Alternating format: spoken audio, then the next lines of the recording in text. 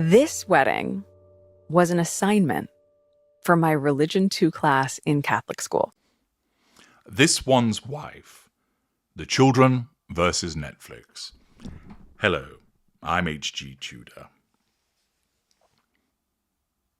Over 4 years ago, This One's Wife and Harry signed a 5-year deal with Netflix, rumoured to be in the region of $100 million, a vast sum of money. Naturally, they were not getting all of this money for themselves nor up front. Part of it was to cover the costs associated with content creation. But there would have been profit in it for them also.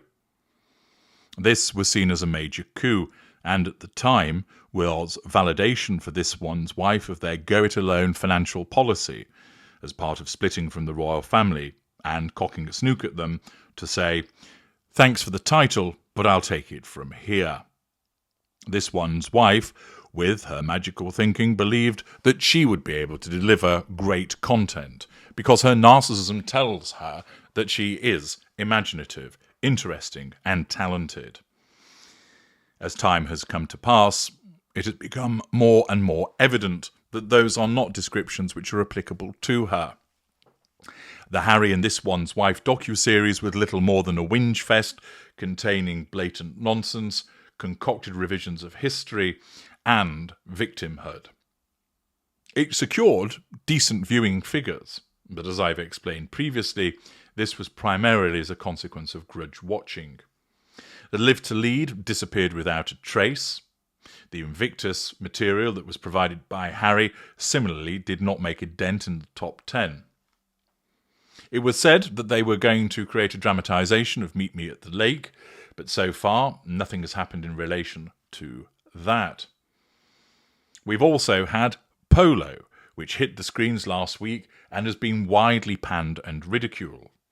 This One's Wife's cookery show is in the pipeline for next year, and if you want to learn more about the episode list, you can watch my entertaining video, Leaked, the episode list for the cookery show.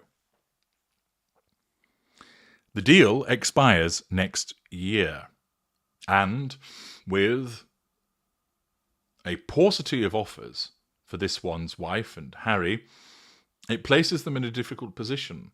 Fashion houses are not interested in her. Cosmetic giants have not reached out to secure contracts in relation to her.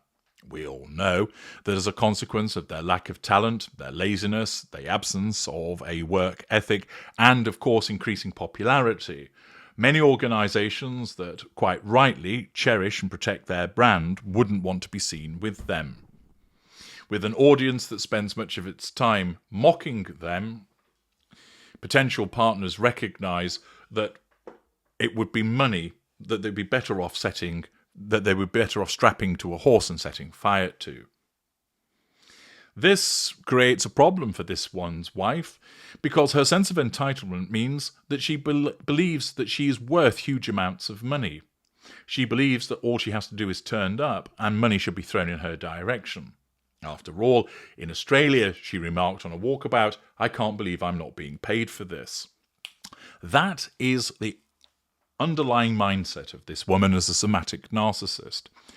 I'm important, I'm special, you should be grateful that I'm here, now pay me. Again and again, it's been about that residual benefit, money. There's much speculation that Netflix is not going to renew the contract, that they'll look upon it as an experiment that went horribly wrong, that they thought that they would be getting a lot of juicy gossip about the royal family, but what they ended up with was a lot of whinging and self-pitying nonsense.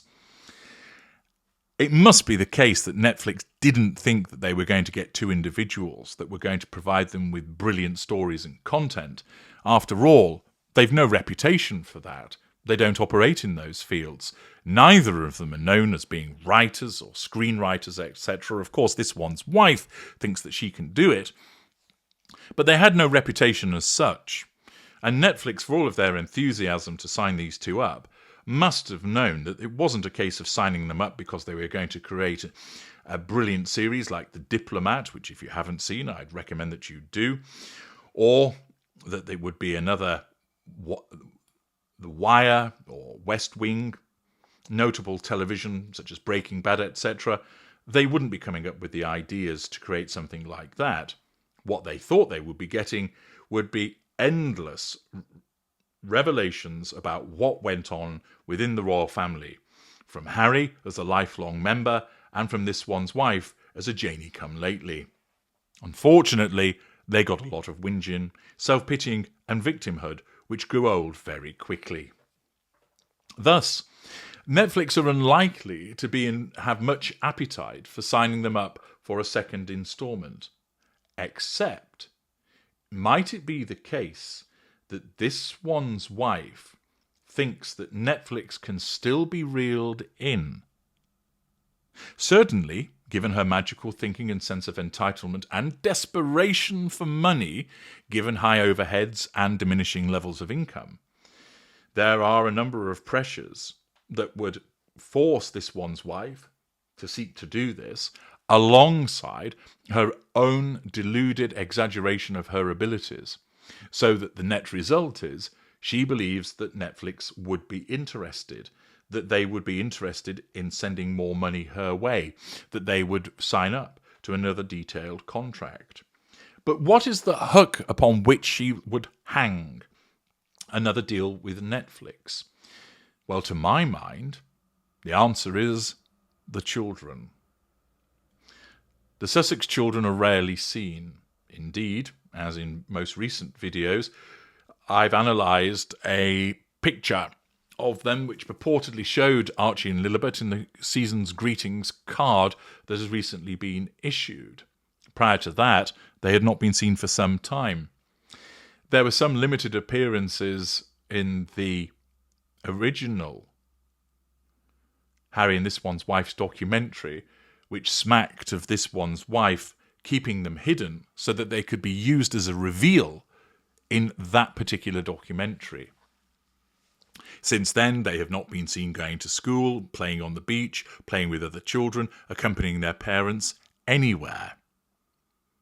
On the one hand, this lends credence to the suggestion that they simply don't exist, and that's why they're never seen.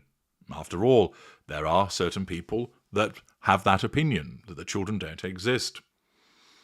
In other instances, it is the case that people believe that they exist, but they are essentially locked away by two selfish parents who'd rather globetrot than spend time with their children.